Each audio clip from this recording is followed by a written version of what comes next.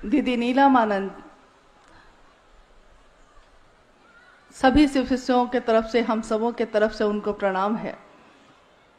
और चेन्नई के इस प्रथम शिव गुरु महोत्सव में उपस्थित आप सभी गुरु भाई और गुरु बहन के चरणों में मेरा प्रणाम है। प्रथम मैंने इसलिए कहा क्योंकि कहा जाता है कि जिसका आगाज अच्छा हो उसका अंजाम भी उतना ही सुंदर होता है।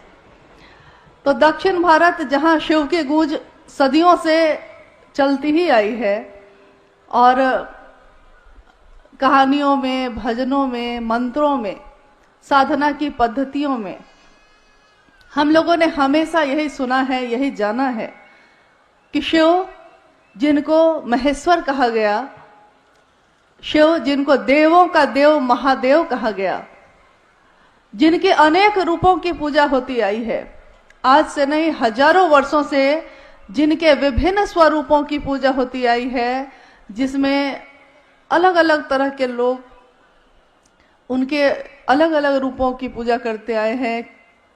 कुछ लोग महाकाल के रूप में पूजित करते आए उनको, कुछ लोग महायोगेश्वर के रूप में, कुछ लोगों ने महाओढ़रेश्वर, कुछ ने कपालिक किसी ने महा शमशानी के रूप में पूजा है, तो किसी ने निहंगी और उमा के पति के रूप में पूजा है।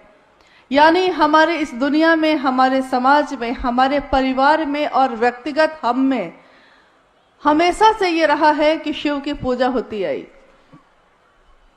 पूजा कौन करता है?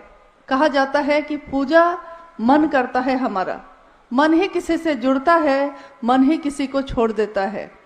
यानी पूजा में भी हमारे मन का शामिल होना बहुत जरूरी है। आपने सुना भी होगा कि मंत्र की, अगर किसी मंत्र का उच्चारण कोई करता हो तो घर में बुजुर्ग कहते हैं, अरे मन में थोड़ा ध्यान लगाइए, यानी कि मन को थोड़ा उस देवी या देवता की तरफ ले जाइए जिसके श्लोक की आप लगातार जिसको पढ़ रहे हैं, जप रहे हैं। यानी मन ही किसी से जुड़ता है और मन ही किसी से नहीं जुड़ता। सबसे जरूरी यही आज तक हम लोगों ने समझा कि मन जिसको अपना समझता है, जिसकी परवाह करता है, मेरा है ये तो मैं उसकी परवाह करता हूं, मेरा नहीं है तो मैं उसकी परवाह नहीं करता। इसी मैदान में जब शुरू में यहाँ का फोटो भेजा गया था तो यहाँ क्या था? चारों तरफ बड़ी बड़ी झाड़ियां थी, घास थे उगे हुए। आज जब आपके गुरु शिव का महोत्सव यहाँ हुआ तो आपने इसी जगह को कितने सुंदर ढंग से साफ सुथरा करके सजा दिया है। मेरे गुरु शिव का महोत्सव है आज, तो इस जगह को सजा दिया। कल को फिर आप नहीं आएंगे देखने। क्यों नहीं आएंगे?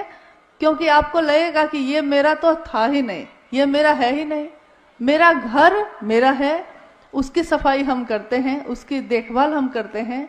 मेरा परिवार, मेरे बच्चे, मेरा पति, मेरी पत्नी, मेरे माँ बाप, यानी जिस भी चीज से मेरा जुड़ा है, मेरी संपत्ति, मेरी जमीन, जिस चीज से भी मेरा जुड़ा हुआ है उसके प्रति हमारा मन परवाह करता है। और ये परवाह आपके लक्षण दिखाई दे जाते हैं कि आप कितनी परवाह किसकी करते हैं। हमारे ही समाज में, हमारे ही परिवार में ऐसे कितने लोग हैं, एक माँ के बच्चे हैं, एक माँ की संतान है, लेकिन जब बड़े होते हैं और संपत्ति का बंटवारा होने लगे तो क्या होता है? मन से भाई के प्रति भाव ही खत्म हो जाता है। एकदम पक्के दुश्मन नजर आने लगते हैं उस समय। संपत्ति, चीजें, ये सब चीजें इतनी ज्यादा प्रभावी हो जाती हैं कि मन से भाई का भाव खत्म हो जाता है। और जिस दिन ये भाव खत्म हो जाता है हम उसकी परवाह करना भी छोड़ देते हैं।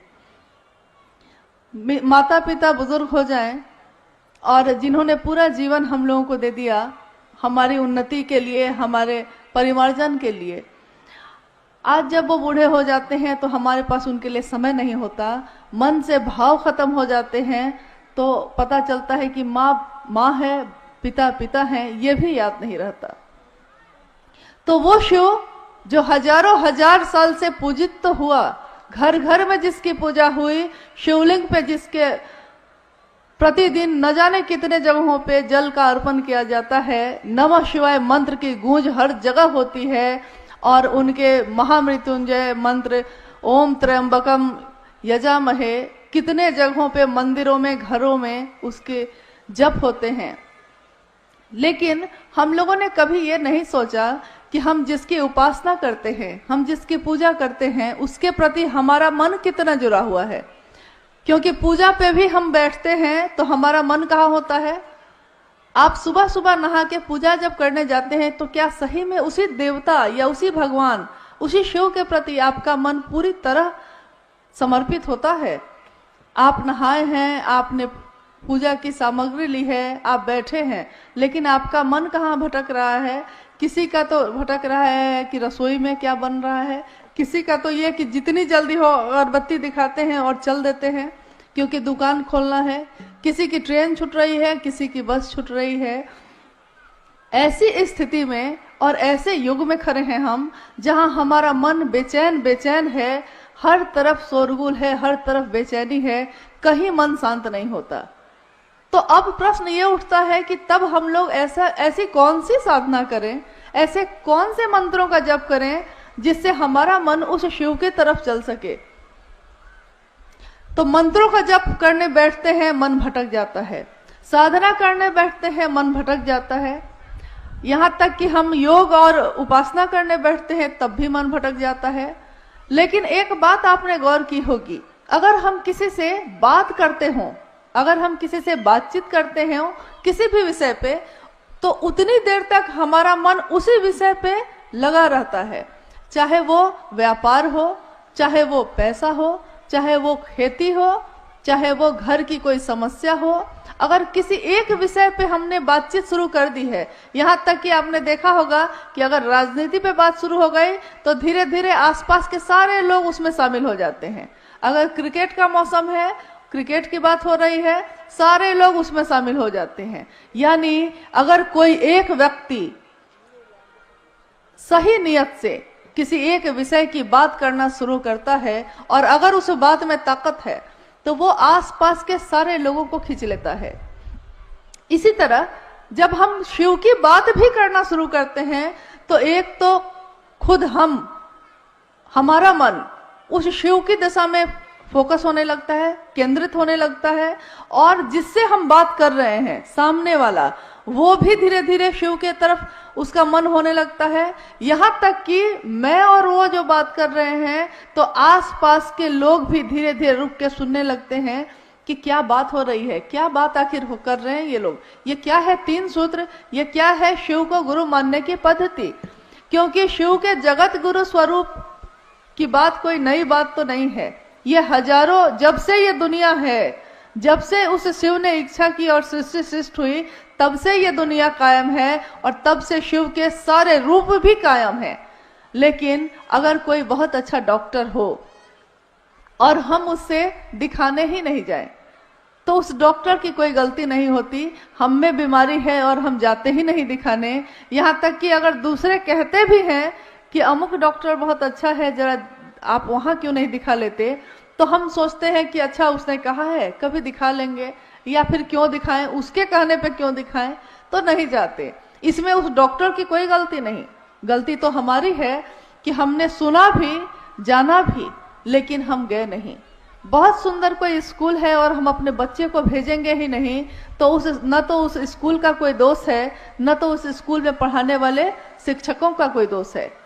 दोष उसका है जिसने सुना तो है, जाना तो है, लेकिन समझ के भी वहां गया नहीं। शिव गुरु है, जगत के गुरु हैं।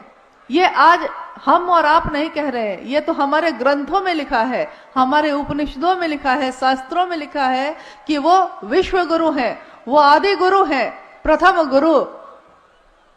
और उनसे सुंदर, उनसे बड़ा न तो कोई है, जिसकी पूजा देव भी करते हैं, जिसकी पूजा जीव जंतु भी करते हैं, यहाँ तक कि पशु भी जिसकी पूजा करते हैं। क्योंकि महादेव पशुपति नाथ भी कहलाए, वो महादेव हमारे आपके जैसे सामान्य लोगों का गुरु हो सकता है।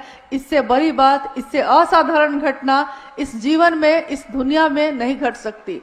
क्योंकि आज तक हम लोगों ने तो यही सुना था, जाना था और समझा भी यही था कि वो शिव ईश्वर है, बहुत दूर है उसकी सत्ता, बहुत ऊपर है वो। और हम कहाँ बहुत साधारण लोग, हमारे पास है क्या? न हमसे मंत्र जप होता है, न हमारा मन केंद्रित होता है, न हमें संस्कृत आती है, न तो हमें बहुत सुंदर कोई बात आती है। तो वो शिव मेरा नजदीकी कैसे हो सकता है? ये सोच सोच के आज से नहीं, हमने जब से जन्म लिया है तब से लेके आज अभी जिस जीवन में हम खड़े हैं अब तक हम लोगों ने यही सोच सोच के अपने जीवन के अधिकांश समय को गंवा दिया कि शिव सीधे नहीं मिल सकता। तो कभी किसी का सहारा लिया, कभी किसी का लिया, कभी पुरोहित, कभी ज्योतिषी, कभी किसी पंडित, कभी किसी का, क्योंकि खुद पे ये विश्वास ही नहीं था, सोचते ही नहीं थे कि हम सीधे भी उस शिव से जुड़ सकते हैं। इसी काल में आप कहेंगे कि आखिर किसी व्यक्ति का नाम क्यों लिया जाता है जब शिव की बात हो, लेकिन आपने सुना होगा शिव की पूजा जिसने भी की, शिव की भक्ति जिसने भी की, शिव का शिष्य जो भी हुआ, शिव उसी के नाम से प्रसिद्ध हुए। यहाँ तक कि उनके बड़े बड़े मंदिर भी अपने भक्तों के नाम से हैं। शिव अपने शिष्यों से जाने जाते हैं, शिव अपने भक्तों से जाने जाते हैं।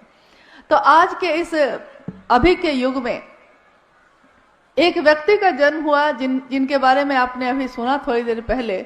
मंडल सर कह रहे थे कि शिव की शिष्यता की पृष्ठभूमि क्या है, उसकी व्याप्ति क्या है, उसका उद्देश्य क्या है, क्योंकि हर काम को करने के पीछे एक कारण होता है। तो वो व्यक्ति जिनका नाम, जिसको हम लोग प्यार से अभी कह रहे हैं वरेण्य गुरु भ्राता साहब श्री हरिंदानंद जी, उनके जीवन में बहुत सी घटनाएं होती चली गई, हमारे आपके जीवन में भी होती हैं। लेकिन आपने सुना होगा कि सेब तो रोज गिरा था, न्यूटन को ही क्यों दिखाई दिया कि सेब नीचे क्यों गिरता है? आप कहेंगे कि हमने भी देखा था, आपने भी देखा था, देखा तो सबने था, लेकिन जिसने लोगों को बताया, नाम तो आज उसी का आता है। तो शिव गुरु हैं, विश्व गुरु हैं, जगत गुरु हैं, आदि गुरु हैं, प्रथम गुरु हैं, देवों के देव हैं। ये हमने सुना है, कहानियों में पढ़ा है, अपने बुजुर्गों से सुना है, मंत्रों के जप में सुना है, लेकिन आज तक हम लोगों ने न तो ये समझा न किसी और को बताया। तो जब साहब श्री हरिंदानंद जी के जीवन में कुछ ऐसी घटनाएं हुई जिससे उनका मन ये सोच के कि शिव, जब गुरु के बारे में कहा जाता है कि गुरु साक्षात पर ब्रह्मा, तो वो पर ब्रह्मा यानी शिव, ईश्वर शिव, वही गुरु क्यों नहीं हो सकता? क्योंकि हम लोगों ने आज तक यही सुना था कि गुरुर ब्रह्मा गुरुर विष्णु गुरुर देवो महेश्वर, गुरुर साक्षात पर ब्रह्मा गुरुर देवो महेश्वर। गुरु भगवान होता है, गुरु महेश्वर है, तो वो महेश्वर, वो शिव खुद गुरु क्यों नहीं हो सकता? ये सोच कर ही साहब श्री हरिंदानंद जी ने शिव को गुरु बना लिया। और उससे पहले वो जितनी भी साधनाएं उन्होंने की थी, चाहे वो शमशान की साधना हो या योग हो या मंत्रों का जप हो, सब कुछ छोड़ दिया और कहा कि शिव अब मेरे गुरु हैं और अब जो करेंगे वही करेंगे। बाद की घटनाओं में, बाद के समय में ऐसी ऐसी बातें होती चली गई जिससे ये अनुभूत हुआ उन्हें कि नहीं, शिव सिर्फ नाम के नहीं, ये तो काम के भी गुरु हैं। शिव जिस तरह ईश्वर के रूप में हमारी आपकी पुकार सुनते हैं, हमारी मन्नतें पूरी करते हैं, हमारे उपवास और हमारे सोमवार के व्रत का फल भी मिल जाता है, वो शिव गुरु के रूप में हमें ज्ञान भी देते हैं और जीवन जीने की कला भी सिखाते हैं। क्योंकि अगर आपके पास संपत्ति बहुत हो, ज्ञान ही नहीं हो उस संपत्ति को चलाने का, तो वो संपत्ति बेकार हो जाती है। कहा भी जाता है कि आप अपने बच्चे को संपत्ति दे सकते हैं, पैसा दे सकते हैं, लेकिन अगर आपका बच्चा, आप कितने भी बड़े विद्वान हो, आप ही का बच्चा आपसे अगर ज्ञान नहीं लेना चाहेगा, तो ज्ञान ऐसी चीज है जिसको आप जबरदस्ती किसी को नहीं दे सकते। चीजें दे सकते हैं, संपत्ति दे सकते हैं और अपना सब कुछ दे सकते हैं, लेकिन ज्ञान नहीं दे सकते। इसीलिए हमारे पूर्वजों में हमेशा यह कहा जाता था, या अभी भी कहा जाता है, कि गुरुमुख हुए कि नहीं आप, यानी गुरु के तरफ आपका मन हुआ कि नहीं। और अगर हमारे पास सबसे सुंदर विकल्प हो, आप सुन रहे थे अभी भजन में, बोलो सत्यम शिवम, बोलो बोलो तुम सुंदरम। यानी अगर सत्य शिव है, अगर सुंदर शिव है और वो शिव सबसे अच्छा है, हमको आपको प्राप्त हो सकता है, तो क्यों नहीं हमारे आपके जैसे साधारण लोग हैं लेकिन हम उस शिव की राह में चलें, क्यों हम भटकते हैं कहीं और? क्योंकि कोई अगर शरीर में गुरु है तो हो सकता है आज वो है कल नहीं रहेगा, लेकिन शिव के बारे में हम लोगों ने कभी नहीं सुना कि शिव ने कभी जन्म लिया हो और शिव की कभी मौत हो गई हो। ऐसा नहीं सुना हम लोगों ने, और ऐसा होने वाला है भी नहीं। तो क्यों नहीं उसी शिव को अपना गुरु बनाए? हमने अपने जीवन में सब कुछ सुंदर होना चाहा, सब कुछ अच्छा प्राप्त करना चाहा, लेकिन हो नहीं सका। हमेशा चाहा कि सबसे अच्छा हो, सबसे ज्यादा संपत्ति वाले होते, सबसे सुंदर होते, हमेशा अच्छा होता मेरा। लेकिन सोचते कुछ है, आज अभी बहुत सुंदर कुछ हो रहा है, अगले पल पता चलता है कि तबीयत बिगड़ गई है और हॉस्पिटल में आप नजर आ रहे हैं। अगले ही पल मेरा शरीर है, मेरा दिल है, मेरा दिमाग है, अगले पल में क्या सोचने वाला है, अगले पल में धड़केगा या नहीं धड़केगा, यहाँ तक कि मेरे रगों में बहने वाला खून का भी प्रेशर बढ़ेगा कि घटेगा, इस पे भी हमारा नियंत्रण नहीं। हमारे शरीर पे तो हमारा नियंत्रण ही नहीं, हमारी सांसों पे तो हमारा नियंत्रण ही नहीं, तो हम आखिर किस अहंकार में जिए जा रहे हैं? जब सब कुछ उस शिव की दया से प्राप्त है, तो क्यों नहीं उस शिव का नाम ले? हमने अपने जीवन में सबका नाम लिया है, हमने अपने जीवन में सबके लिए किया है, यहाँ तक कि अपने जीवन के हर संबंध के लिए समय निकाला है, चाहे वो मेरा बच्चा हो, चाहे वो मेरे पति हो, चाहे वो मेरे माँ बाप हो, चाहे वो मेरे दोस्त हो या संबंधी या पड़ोसी हो। यहाँ तक कि अनजान लोग भी अगर मुसीबत में पड़े होते हैं तो हम उनके लिए भी समय निकाल लेते हैं। लेकिन दुर्भाग्य कैसा है कि शिव की जगत में ही हम शिव के नाम का प्रचार करने की मुहिम में जुटे हैं। इससे बड़ा दुर्भाग्य हमारे आपके लिए नहीं हो सकता कि शिव गुरु हैं, ज्ञान देते हैं, ये बताना पड़ता है, ये समझाना पड़ता है। लेकिन चलिए, ये भी सौभाग्य हमारा है कि हमें ये सौभाग्य इस जीवन में मिला कि हम उस शिव के लिए कुछ तो कर सकेंगे। जिसने सब कुछ दिया है उसके लिए हम अगर थोड़ा भी कर सकें, अगर मेरे इस बोलने से, मेरे इस जीवन में कुछ भी ऐसा करने से कुछ लोग अगर शिव की दिशा में चलने लगते हैं, तो इससे बड़ा सौभाग्य एक शिव के शिष्य के लिए कुछ भी नहीं हो सकता। शिव का शिष्य अपने गुरु के लिए कुछ नहीं दे सकता, क्योंकि वो शिव शरीर में दिखाई नहीं देता।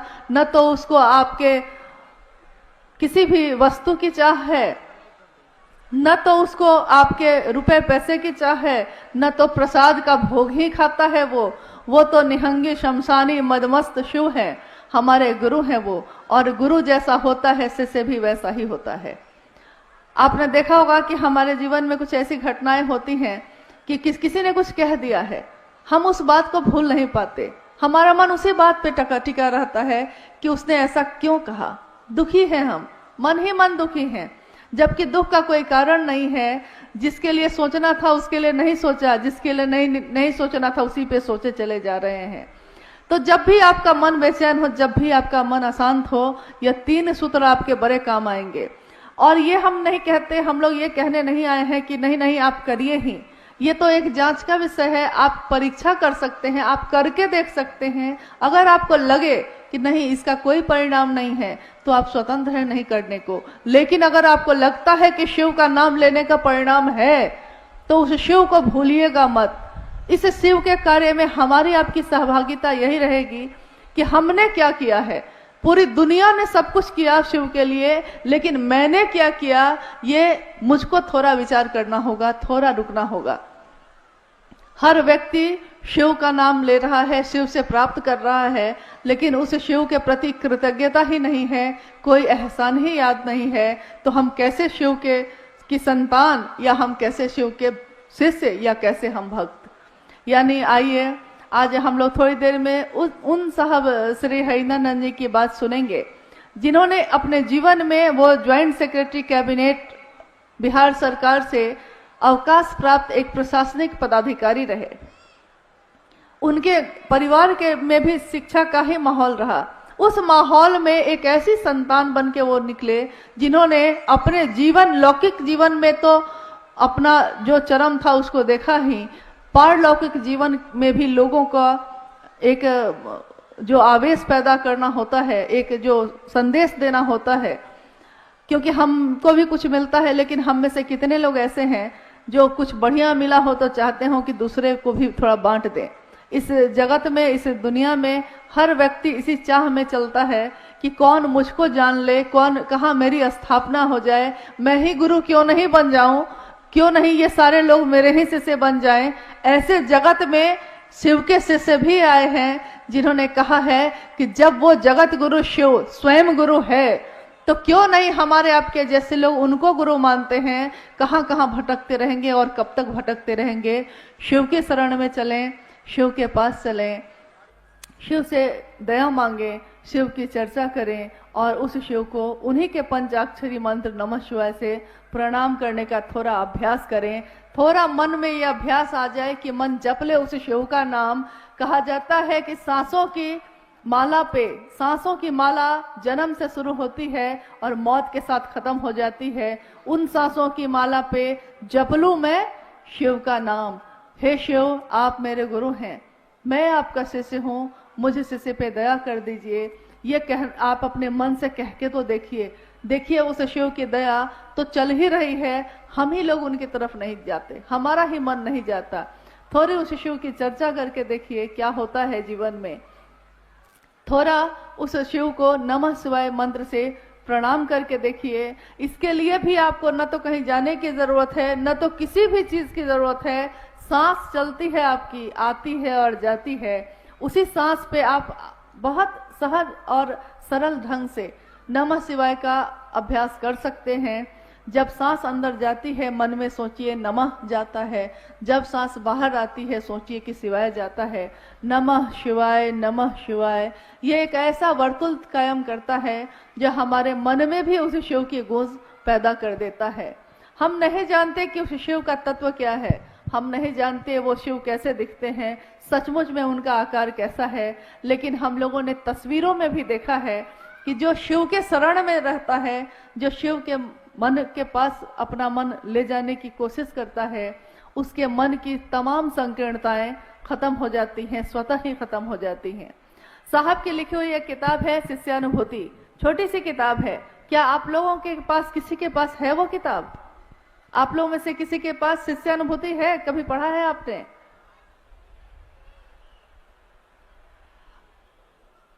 नहीं है क्या? नहीं मिली, किसी को नहीं मिली। उसमें शिष्यानुभूति का अर्थ ही होता है एक शिष्य की अनुभूति। और आपको सुन के अच्छा ही लगेगा कि उसका मूल्य यही है, मूल्य के आगे लिखा हुआ है आपका शिव का शिष्य होना। आप शिव के शिष्य हो जाएं, यही उस किताब का मूल्य है। एक शिष्य की अनुभूति के बदले में हम और इससे ज्यादा कुछ नहीं दे सकते। तो उसमें लिखा है साहब ने कि शिव भाव के शिखर की तलहटी में ही समस्त संकीर्णताएं तिरोहित हो जाती हैं। ये जो हमारी दुनिया बटी हुई है जाति, धर्म, संप्रदाय, लिंग, वर्ण और भेदों से, ये सारे भेद स्वतः ही खत्म हो जाते हैं जब हम शिव की बात करते हैं। आपने देखा होगा सावन के समय में हम लोग सोचते हैं कि शिव के लिए जल लेके चले, सारे लोग एक साथ चलते हैं नमः शिवाय बोल बम बोलते हुए, और एक साथ शिव के भजन, शिव के गीत गाते हुए चलते हैं। हम भूल जाते हैं कि हम किस जाति के हैं, हम भूल जाते हैं कि हम किस संप्रदाय, कहाँ के हैं, कैसे हैं, क्या रंग रूप है हमारा, अमीर है या गरीब है। थोड़े दिनों की यात्रा में अगर शिव की गूंज होती है, शिव का नाम लेते हैं, तो हमारे मन की ये सारी संकीर्णताएं खत्म हो जाती हैं। सोचिए अगर पूरे जीवन में ये गूंज हो जाए, पूरे जीवन के पल प्रतिपल और हर सांसों में उस शिव को नमन हो जाए, तो क्या नहीं हो सकता। एक शिव के शिष्य के लिए कुछ भी असंभव नहीं है। मानव ही ऐसा है जो जीव से शिव हो सकता है, जिसमें एक संभावना है। ठीक वैसे ही जैसे एक बीए में एक संभावना होती है पेड़ बन जाने की, संभावना है वो, लेकिन अगर आप उसको रोपिएगा नहीं, उसको धरती में गाड़िएगा नहीं, उसकी सेवा नहीं करिएगा, तो उसमें से, उस बीए में से, उस बीज में से पौधा नहीं निकल सकता, फूल पल्लवित और पुष्पित नहीं हो सकता। शिव का प्रेम भी हम में, आप में जन्मजात ही पैदा होने के साथ ही है, लेकिन हम लोग उस शिव के प्रेम को भूल गए हैं। आइए इस शिव गुरु महोत्सव के माध्यम से, शिव की बात के माध्यम से हम अपने मन में बड़े उस बीए को थोड़ा सिंचित करें, थोड़ा सींचे, अपने मन के भाव से, अपने विचारों से, अपनी बोली से, अपने प्रणाम से, ताकि हमारे मन में भी शिव की शिष्यता पल्लवित हो, पुष्पित हो और हमारा आपका जीवन भी शिवमय हो। गुरु का फोटो क्यों नहीं रखा जाए, इसका विश्लेषण इसी के साथ है। कंगन लगाकर मांस मछली खाएं या नहीं खाएं। भाई गुरु का फोटो यानी महादेव का ना, गुरु हम लोग के शिव का है। शिव का फोटो रखिए, क्या रोक रहा है, क्यों मना कर रहा है? प्रसादी चढ़ाइए, क्या रोक रहा है? लेकिन चंदा करके प्रसादी मत चढ़ाइए, अपने पैसे से चढ़ाइए। इलायची दाना जो आप चढ़ाते हैं ना, साला मेरा कुत्ता भी नहीं खाता, वो सुन के छोड़ देता। पंतुआ इतना बड़ा चल, एटम बम बोलते हैं उसको, बड़ा बड़ा होता। पंतुआ चढ़ाइए, महादेव को खाएगा नहीं। हमेशा जान लीजिए, जो शरीर में नहीं है वो खा नहीं सकता, जो शरीर में नहीं है वो सो नहीं सकता, जो शरीर में नहीं है उसको कपड़े की जरूरत नहीं है। एक बार का किस्सा सुना है, लेकिन आप लोगों को भूख लगी, यही दिक्कत हमको। एक बार मेरी आदत, हाँ महिलाओं को तो उपवास की आदत थी, मर्दवा से मारेगा से।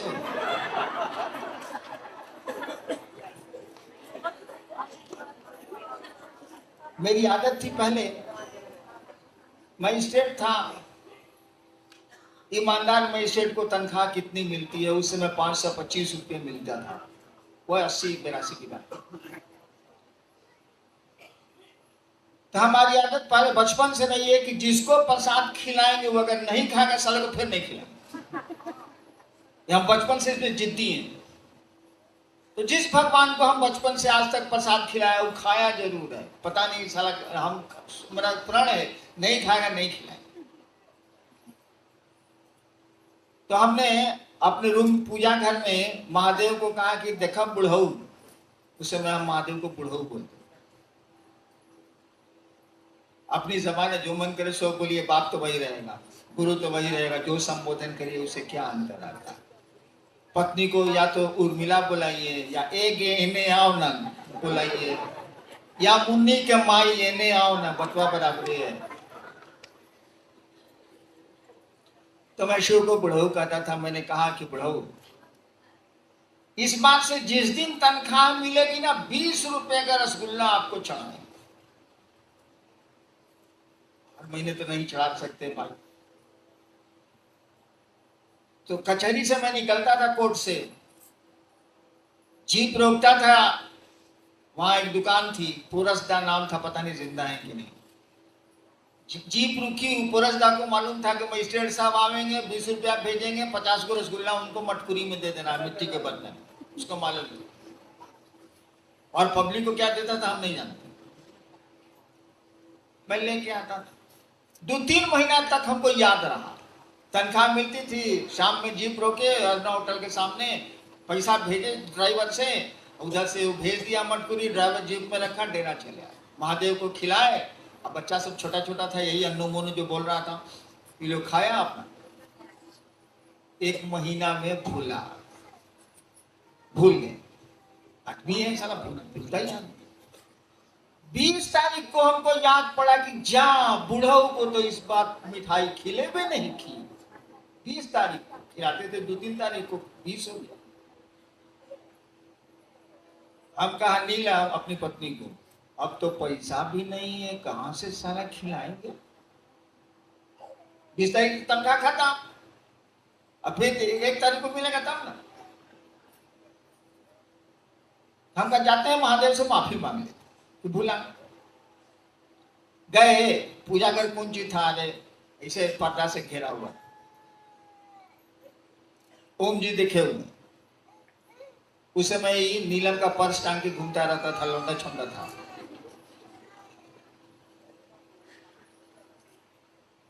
हम कहा बुढ़ऊ जा, हम तो भूला गए आपको प्रसाद खिलाना, इस बार दिमागे में नहीं रहा, अब तो पैसे नहीं है। उस समय चावल में बिछाता था और चावल पर लिखाता था, गवाह रखे हुआ हूँ, ऐसा नहीं है, आप ही के बीच में है गवाह जो देखे हुए। उधर से लिखाया, सुनिए लाइन, छिया, मैंने क्या गंदी बात बोलते हो, छिया मुझको शरीर है जो मैं खाऊंगा बेटा, यही पंक्ति थी, छिया मुझको शरीर है जो मैं खाऊंगा बेटा। तो महादेव तो खाएगा नहीं, उसको तो शरीर नहीं है। ये हमारे आपके भाव हैं और गलत नहीं है, सही भाव है। लेकिन जो अब आपकी चर्चा में आया है 50 आदमी, उसको तो तृप्त करिएगा ना भाई साहब, तो इलायची तरह से तृप्त होगा। बड़का बड़का आइटम बम रखिए, रसगुल्ला रखिए, सुंदर सुंदर गरम गरम जिलेबी रखिए, दूध दूध सब गुरु भाई को दीजिए। अगले बार पूछेगा जी कहिया आवेला है फिर, तब आपको बुलाने की जरूरत नहीं पड़ेगी। अपने पूछ के जाएगा भाई जी, ए गुरु भाई फिर कहिया चर्चा है जरा बताइएगा। मैं प्रसाद चढ़ाने के लिए क्यों मना करूंगा भाई साहब, मैं फोटो रखने के लिए क्यों मना करूंगा भाई साहब। मेरे घर में भी प्रसाद चढ़ता है, मेरे घर में भी फोटो है, और बाप की तस्वीर रखना, गुरु की तस्वीर रखना, लेकिन पूरा तस्वीर रखिए। आजकल ज्यादा मुड़कटवा महादेव का फोटो आप लोग रखते हैं, मुड़िए नहीं है सर, पूरा महादेव को रखिए ना भाई फोटो, कोई दिक्कत नहीं है। दिक्कत कहाँ होती है कि गरीब आदमी देखता है तो सोचता है कि हमारे पास तो पैसा नहीं है, हम फोटो कहाँ से लाएंगे, प्रसादी कहाँ से लाएंगे। तो उसको समझा दीजिए कि इसकी जरूरत नहीं है, भाई साहब ने लगा दिया है तो मस्ती से प्रसादी खाओ जाओ। फोटो है तो प्रणाम करिएगा ना, बाप का फोटो है तो सब पेशाब कीजिएगा, गजब वाला इज्जत करिएगा कि नहीं करिएगा। ये लोग जो फोटो लगा हुआ है और कहते हैं फोटो हटा, वो साले कमीना है। फोटो लगवाइए नहीं, लेकिन फोटो लगा हुआ है तो उसकी इज्जत नहीं करिएगा, गजब वाला। और आप भीड़ में आरती मत करिए। बिहार में 2-3 जगह लोगों की साड़ी में आग लग गई है आरती के चलते, भीड़ में नहीं। अगर 5 आदमी कीजिए, 20 आदमी कीजिए आरती, कोनो दिक्कत नहीं है, लेकिन 200 आदमी में आरती कीजिएगा तो किसी की साड़ी जल जाएगी, कुछ घटनाएं हो गई। इसको सोच समझ के करना चाहिए। मैं क्यों रोकूंगा फोटो भैया, मैं प्रसाद क्यों रोकूंगा। हाँ, इलायची दाना चढ़ाइएगा तो कुन मुन आएंगे, हम बोलेंगे तो नहीं है, कुन मुन आएंगे। रसगुल्ला चढ़ाइएगा तो खुश होंगे, मिजाज मस्त हो गया। बाकी बोला साला बकर बकर, तो उससे काम मतलब, हमको रसगुल्ला खिलाई। और जहां तक रात में 8 बजे चर्चा को समाप्त कर देने की बात, अगर सुरक्षा ठीक है, अगर गुरुबान, ये क्यों नियम बना था, आप ही के बिहार के, आप ही का जो बॉर्डर है उसी इलाके में रात में 1 बजे महिलाएं जा रही थी चर्चा से, उनके साथ कुछ गुंडों ने बदमाशी की थी। उसके बाद से ये नियम बना है कि 8 बजे खत्म कर दीजिए, क्योंकि गुरु बहनें दूर दराज से आती हैं, उनको असुविधा हो जाती है, दिक्कत हो जाती है, इसलिए। लेकिन अब इस मोहल्ले के लोग बैठे हैं तो चर्चा करिए, कोई दिक्कत नहीं है। मैं भी करता था, जब शुरू में शिवसी से कम थे तो मेरी चर्चा खत्म होती थी 3 बजे, 3:30 बजे रात में। तो मैं क्या करता था, पहले तो सबको खिलाता था, पत्नी बनाती थी, खिलाती थी, 12, 15, 20 आदमी रहते ही थे, खिलाता था। और सबको गाड़ी में अपने बैठाता था, रात में तो ड्राइवर नहीं रहता था, अपने बैठा था। एक एक आदमी को उसके घर के दरवाजे छोड़ता था मैं, और तब 1 घंटे में गाड़ी से अपने लौट के डेरा आता था, तब आराम करता था। फिर 7 बजे सुबह से कचहरी, तो मैं खुद ही पहुंचाता था, अपने से चला के सबको घर घर पहुंचा उतारता था मैं जीप से। अगर सुरक्षा ठीक है आप करिए, हमको क्या दिक्कत। लेकिन रोज 2 बजे रात तक झलपुट्टन कीजिएगा तो दूसरे दिन बच्चे को कौन देखेगा, उसके खाना कौन बनाएगा, आप ऑफिस दुकान कैसे करिएगा, सो बता दीजिए। क्योंकि रोज रात में 2:30 बज रहा है। आखिर हम लोग के तो निशाचर तो नहीं है, रातों हम जगह रहते हैं, ऐसा तो नहीं है। सामान्य आदमी है बेचारा, वो सोता है 11 बजे तक, फिर सुबह उठता है, उसको अपना काम भी है। हम लोग तो निशाचर है, बैठिए मेरे साथ, कोई दिक्कत नहीं है। 15 साल मसाने में रहे हैं तो हमको सोने की तो जरूरत नहीं है, लेकिन आपको तो सोने की जरूरत है, आपको तो और काम भी है ना। और एक दिन का रहे तो ठीक, आप तो भर नाच देखता है, लोग देखता है ना। कहिए कि 20 दिन नाच देखो तो जाएगा साला वो। महीना 2 महीना में एगो नाच हो रहा, चल रहे देखल जाओ, चला गया नाच, देखिस भोरे आया, फिर सुता 3 बार। लेकिन इस साल कितना दिन, साल में कोनो ब्याह हुआ होगा तबे ना नाच होगा, साला रोज रोज तो होना नहीं है, कोई कर भी नहीं सकता। नेक्स्ट जी, कंगन लगाकर मांस मछली खाएं या नहीं? क्या कहता है खाने को? क्या कह रहा है खाने को? हमने तो आज तक नहीं कहा कि खाइए।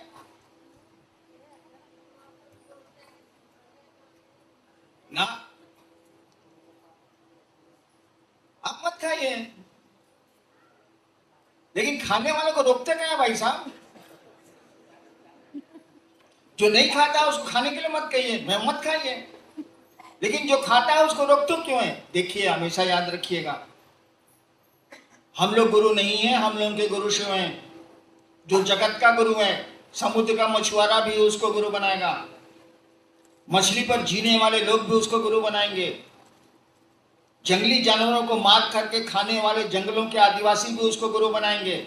ऐसा नहीं है कि साग वालों का है वो, ऐसा भी नहीं है कि मांस खाने वालों का है वो तो सबका है। उसको गुरु बनाने के लिए कोई नियम आप बना नहीं सकते।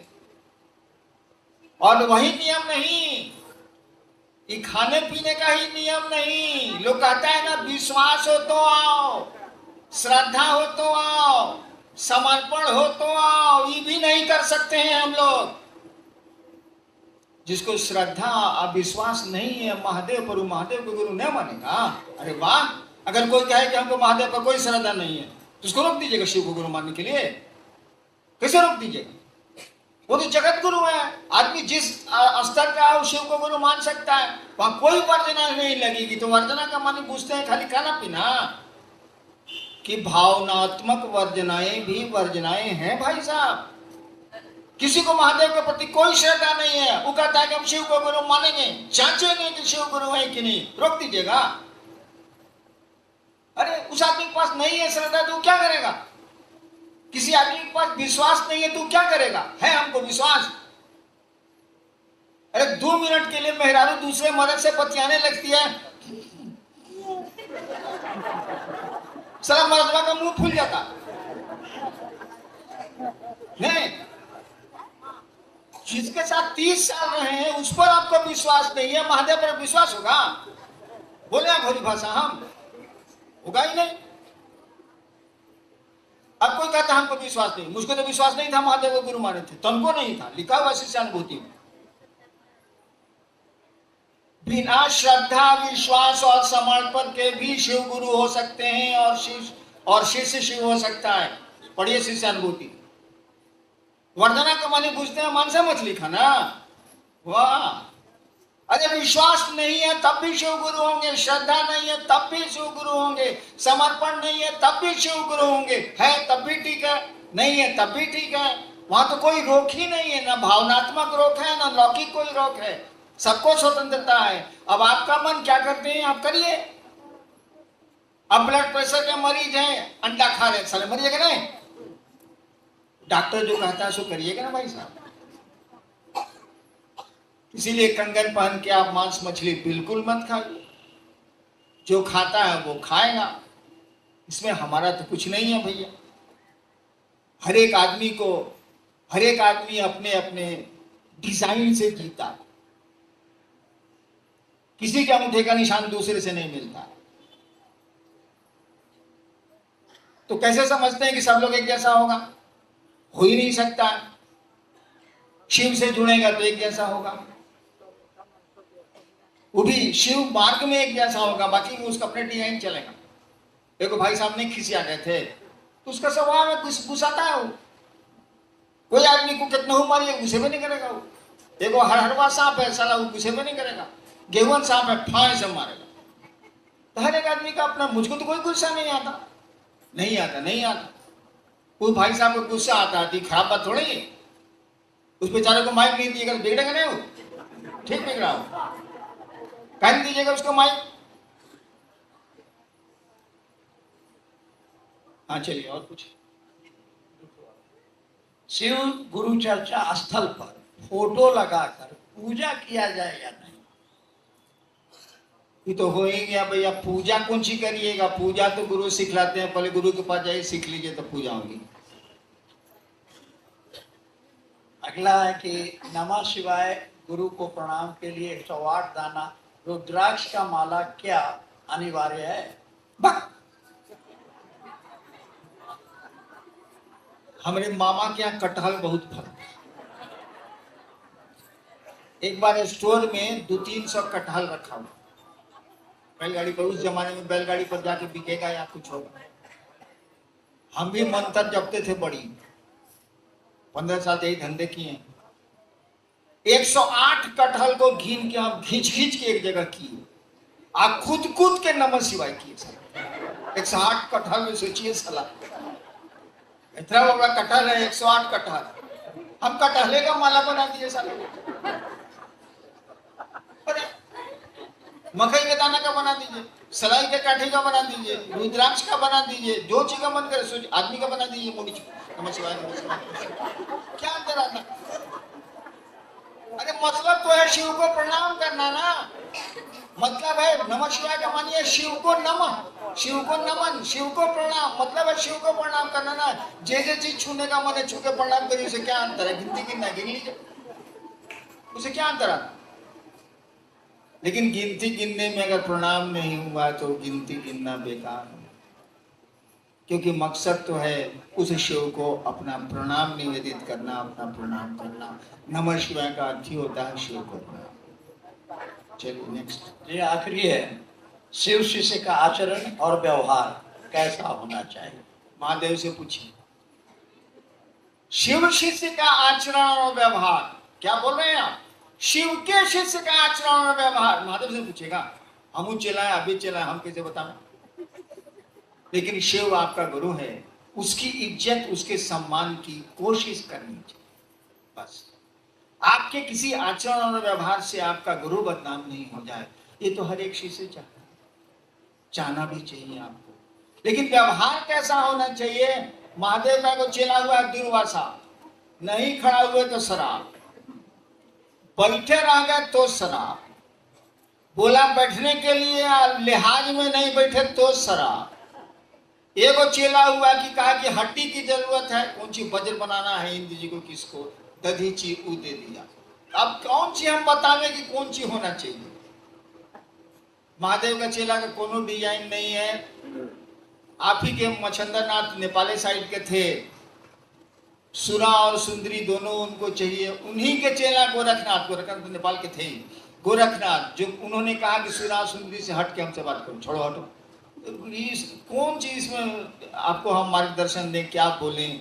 अरे लोगों को शिव गुरु से जोड़िए, कोशिश करिए कि लोगों को समझाएं, और दूसरों का गढ़ा मत देखिए। गढ़ा देखिएगा तो आपकी गाड़ी गड्ढे में जाएगी। यही नियम है गाड़ी चलाने का। आप मोटरसाइकिल या गाड़ी चला रहे हैं और सड़क से नजर हटके अगर गड्ढे पर टिकी नजर, तो गाड़ी और मोटरसाइकिल गड्ढे की ओर चली जाएगी।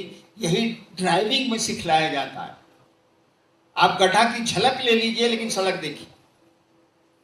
इसीलिए गड़बड़ी क्या है आप देख लीजिए, अब महटियां दीजिए। सब मथवा पर बोझवा कायला ले रहे हैं, शिव के शिष्य हैं, कुछ आप लीजिए, कुछ महादेव को दीजिए। जो आपको आपके गुरु ने कहा सो आप करिए, बाकी ससुरा वो करेगा। चलिए आपको प्रणाम।